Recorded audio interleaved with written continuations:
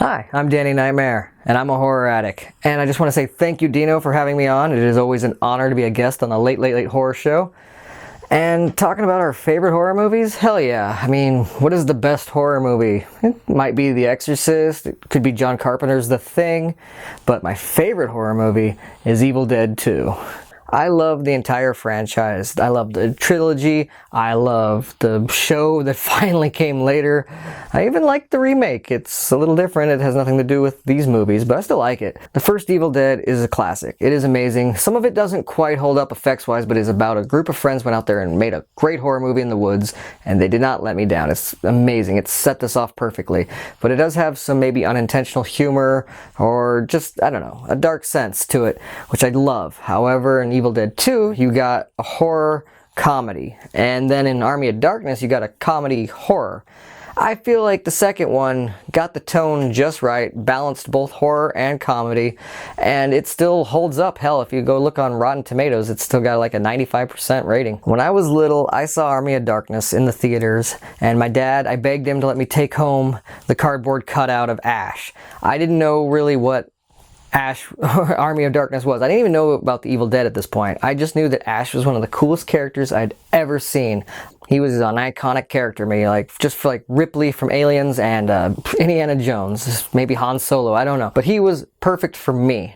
He's a smart mouth shit talker, and you know what? I think a lot of that ego and stuff is what he's compensating for the fact that he's going through a lot of crazy shit. In the first movie, all of his friends die. He's like the lone survivor, and then he gets attacked at the end. And that's exactly where this second movie was supposed to take off.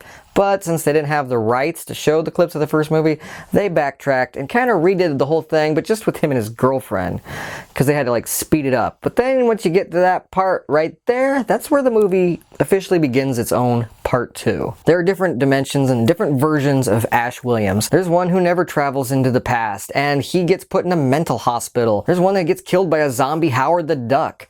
There's a lot of them. But this particular Ash Williams from Evil Dead 2 is my favorite. I believe it's the specifically same Ash that you see in Ash vs. the Evil Dead. And if you can tell by the ending of Evil Dead 2 and the beginning of Army of Darkness, there are slight differences in those Ashes because they are from different technically universes. That's why one of them works at S-Mart while the other one works at... Yeah, I know, it's just a clever way to disguise not being able to have the rights to show things, but I don't care. Raimi did a great job with these movies.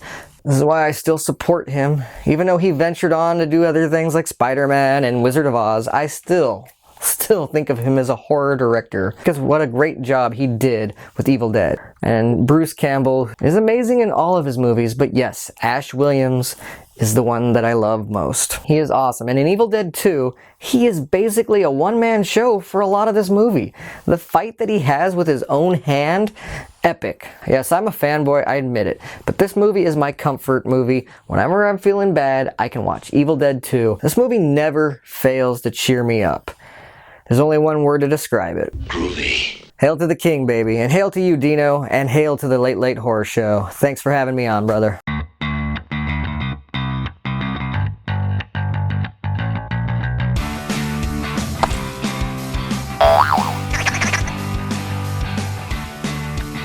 Yeah.